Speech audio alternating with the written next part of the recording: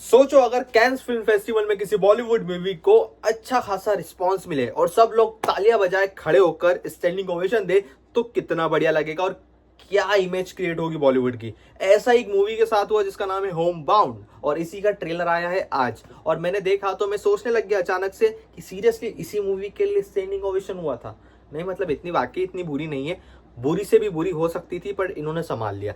चलो अब सबसे पहले चलते हैं ईशान कट्टर के ऊपर, खट्टर के ऊपर। हाँ तो ईशान कट्टर के ऊपर एंड जानवी कपूर के ऊपर एंड विशाल, ये तीन एक्टर हैं जो इसमें लीड कर रहे हैं। और इनफैक्ट मैं कहूंगा कि जानवी कपूर को लेके मुझे ऐसा लगता है सीरियसली कि बहुत बड़ी गलती कर दी, क्योंकि जहां वो एक लग्जरी लाइफ जीने वाली लड़की कैसे एक मतलब गरीब इंसान के वो चीज़ों को फील कर पाएगी जिससे वो स्ट्रगल करता है।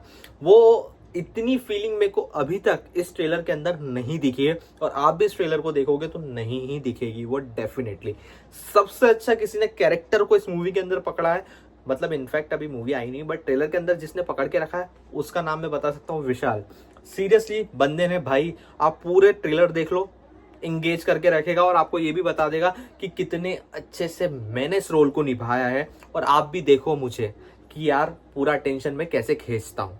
तो ये मूवी वाकई बहुत ज़्यादा मुझे अभी एक्साइटेड कर रही है किस चीज़ से लेके, क्योंकि अभी जितना भी मैंने देखा, जितना भी मैंने सुना इसके बारे में कि स्टैंडिंग ओवेशन मिल गया और साथ ही साथ इसका ट्रेलर भी आ गया, रिलीज भी होने वाली है 26 सितंबर के दिन। तो एक्साइटमेंट इसलिए है कि इस मूवी के अंदर ऐसा एक्चुअल में खास किया था जिसकी वजह से इससे स्टैंडिंग ओवेशन मिला। ट्रेलर में कुछ पॉइंट्स थे, फैक्ट्स वाली बात थी। एक तो कास्टिज्म है, कास्ट को लेके भेदभाव और लोगों का वो सोचना, वो थिंकिंग ऑफिस के अंदर एक चलो मैं उस चीज़ का नाम नहीं लूँगा बट वो ऑफिस वाला एक सीन हो गया जहाँ पे पर्टिकुलरली कास्ट को लेके क्रिटिसिज्म झेलना पड़ता है। एंड सेकंड वन इज सरकारी नौकरी, जो इस देश का सबसे बड़ा मुद्दा है। ये सरकारी नौकरी पाने के चक्कर में हर कोई इतना ज्यादा स्ट्रगल करता है क्योंकि एवरीबॉडी वांट्स सेफ्टी और सेफ्टी मिलती है गवर्नमेंट जॉब पे। तो ये गवर्नमेंट जॉब की जर्नी में कितना स्ट्रगल होता है वो भी आपको ये मूवी में देखने को मिलेगा। तो ऐसी कई सारी चीजें हैं, दोस्ती है, फ्रेंडशिप जो बॉन्ड रहता है, कैसे एक दूसरे से टूटते हैं, बिछड़ते अलग अलग होते हैं, फिर वापस मिलते हैं, सब चीजें वो कैसे एक आम आदमी या फिर कहूं मैं लोअर मिडिल क्लास या लोअर क्लास कैसे अपनी लाइफ में स्ट्रगल करता है, उनके बच्चे कैसे स्ट्रगल करते हैं, वो कैसे सरवाइव करते हैं, एवरीथिंग पूरी की पूरी जिंदगी उठा के रख दी है इस मूवी के अंदर। और कैसे वो ट्रेनों में भर भर के जाना, सरकारी नौकरी के एग्जाम हो कहीं पे, और कैसे सब कॉपी किताबों में घोच पोच घुसे हुए पड़े हैं और पूरा देश में सिर्फ और सिर्फ एक बात है कि इतनी मेहनत करने के बाद भी गवर्नमेंट जॉब नहीं मिलती और जैसे तैसे मिल जाए तो वो उस लेवल की नहीं मिलती है या फिर उतने अमाउंट ऑफ मनी जो हर किसी को चाहिए, हर किसी की चाह होती है कि एक अच्छी कमाई हो, वो नहीं मिल पाती है। स्टेबिलिटी रहती है, सिक्योरिटी रहती है और बहुत सारी चीज़ें बच जाती है गवर्नमेंट जॉब में। बट प्रॉब्लम यह है कि स्ट्रगल शुरू में बहुत ज़्यादा करना पड़ता है और इतनी आसानी से मिलती नहीं है।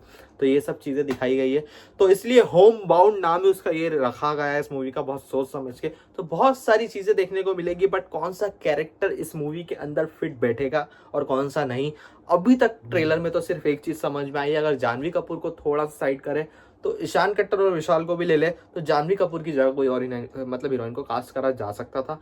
चलो अब कास्ट कर लिया है तो कोई बात नहीं, बट अब एक्टिंग परफॉर्मेंस उनकी इस मूवी में कितनी अच्छी होगी वो देखने को मिलेगा। पर जानवी कपूर को लेकर मैं ये नहीं कहना चाहता कि यार वो अच्छी नहीं दिखती है, एक्टिंग अच्छी नहीं करती है। भाई एक्टिंग भी बढ़िया करती है, दिखती भी अच्छी है।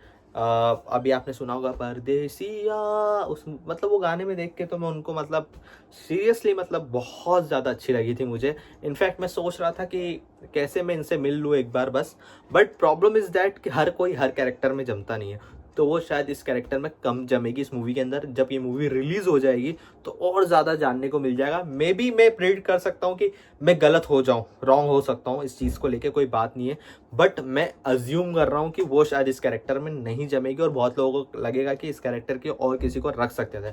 बट कैंस फिल्म फेस्टिवल में स्टैंडिंग ओवेशन मिला, मतलब मूवी में तो बहुत कुछ खास होगा, नहीं तो ऐसे तो कोई खड़ा होकर स्टैंडिंग ओवेशन देगा नहीं। तो इसलिए इस मूवी को वॉच करना है, तब तक के लिए थोड़ा सा होल्ड करेंगे, इस मूवी को रिलीज होने देंगे और फिर इसके बाद वापस से एक रिव्यू लिख के आऊँगा और फिर आप इस पे बताइएगा राय कि जानवी कपूर को लेना था या नहीं, या ईशान खट्टर को, या फिर वो विशाल को।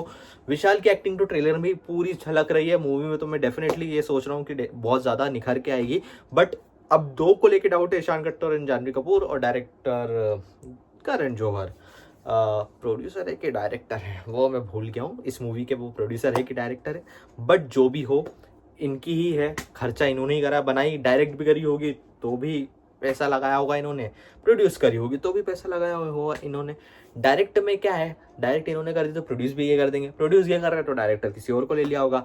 तो डायरेक्टर से मुझे याद आया कि मुझे एक चीज़ कंफर्म हो गई है, याद आ चुका है, ये प्रोड्यूस करी है करण जौहर ने और इसे डायरेक्ट करा है नीरज ने। तो इसलिए अब ये चीज़ क्लियर कर दी मैंने आपको। बाकी अब फिर मिलेंगे हम नेक्स्ट वीडियो में किसी और मूवी की चर्चा के साथ। तब तक के लिए जय हिंद, जय भारत।